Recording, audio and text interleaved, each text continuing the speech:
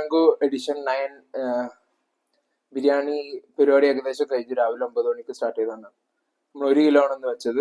ഇനി മെല്ലെ മെല്ലെ കൂട്ടി കൊണ്ടുവരണം. ഇന്ന് 4 ഓർഡറാണ് ഉള്ളത്.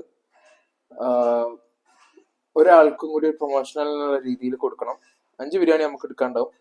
1 kg ബിരിയാണി വെച്ച് കഴിഞ്ഞാൽ അത് അവർ പൊട്ടൻഷ്യൽ കസ്റ്റമർ ആണ്, ഭാവിയിൽ അത് ഓർഡർ ചെയ്യും. പിന്നെ സ്മോണ്ടോ ഇത് ഞാൻ ഭയങ്കര ഒപ്റ്റിമിസ്റ്റിക് ആണ്. ഈ ചേച്ചി അവര് പറഞ്ഞെന്താ വെച്ചാല്, ഞാനൊരു വീഡിയോ ഉണ്ടാക്കിയിരുന്നു, അത് ഞാൻ ഇതിൽ കൊടുക്കാം, എന്താണ് ഞാൻ വിജാങ്കോ സ്റ്റാർട്ട് ചെയ്യാൻ കാരണം എന്നുള്ളത്.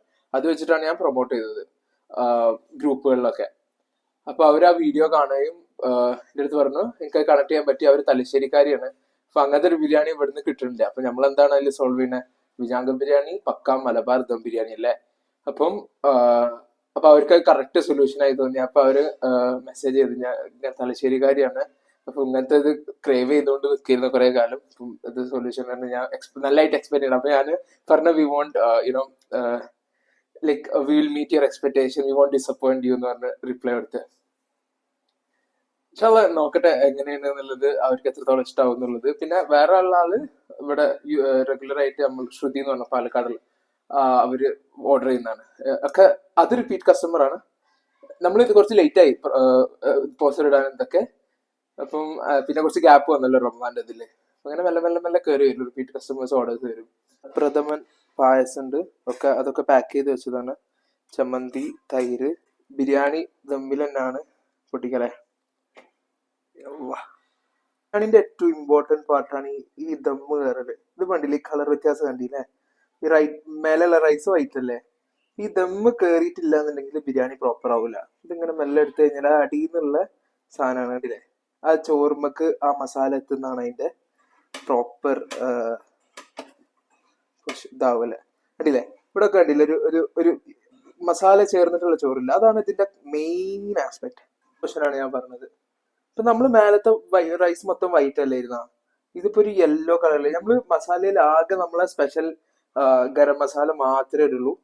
പക്ഷെ ഇത് കണ്ടില്ലേ, അതിന്റെ ആ ഫ്ലേവർ മാത്രം ചോറിലേക്ക് വരും.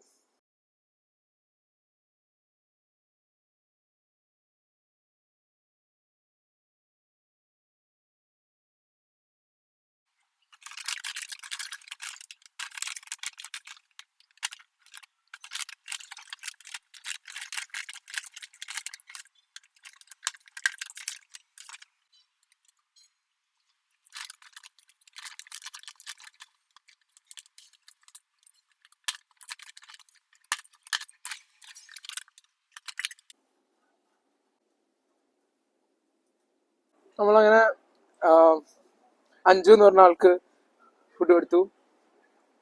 3 പാക്കറ്റാണ് ഓർഡർ ചെയ്തത്. ഇന്ന് പായസമൊക്കെ ഇൻക്ലൂഡ് ചെയ്തതിന്.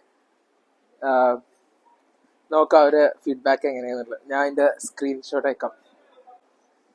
പോസിറ്റീവ് ആയിരിക്കും. ഞാൻ പഠിച്ചെന്താ വെച്ചാല്, we should approach them like, നമ്മള് സെയിൽസ് ഒരു മോശം കാര്യമായിട്ട് നമ്മൾ മനസ്സിലാക്കരുത്. ഇപ്പൊ ഈ ശ്രുതി ആണെങ്കിലൊക്കെ ഞാൻ അങ്ങോട്ട് പേഴ്സണൽ മെസ്സേജ് ചെയ്താണ്, ആരും ശ്രദ്ധിക്കൂല. 100 കണക്കിന് വാട്സ്ആപ്പ് ഗ്രൂപ്പ് അല്ലേ. നമ്മൾ വാട്സ്ആപ്പ് ഗ്രൂപ്പിൽ ഇട്ട് കഴിഞ്ഞാൽ ഇൻസ്റ്റാഗ്രാമില് പോസ്റ്റ് ചെയ്ത് കഴിഞ്ഞാലും നമ്മൾ ഭയങ്കര ഡൈല്യൂട്ട്, ആയിരക്കണക്കിന് സ്റ്റോറി കാണുന്നതിന്റെ ഇടയിൽ പോയി പോകും. നമുക്ക് നമ്മളെ പ്രൊഡക്റ്റിൽ കോൺഫിഡൻസ് ഉണ്ടെന്നുണ്ടെങ്കിൽ, നമ്മളെ ബിരിയാണിയിൽ കോൺഫിഡൻസ്, നമ്മളെ ഫുഡിൽ കോൺഫിഡൻസ് ഉണ്ടെന്നുണ്ടെങ്കിൽ, നമുക്ക് അവരെ എക്സ്പെക്ടേഷൻ മീറ്റ് ചെയ്യാൻ പറ്റുന്നത് നമുക്ക് അവർക്ക് മുന്നിൽ ചെല്ലാലോ. നമുക്ക് ചിലപ്പോൾ പോസിറ്റീവ് ആവും, ചിലപ്പോൾ നെഗറ്റീവ് ആവും. പക്ഷെ നമ്മൾ നമ്മളെ പാർട്ടി ചെയ്യല്ലേ.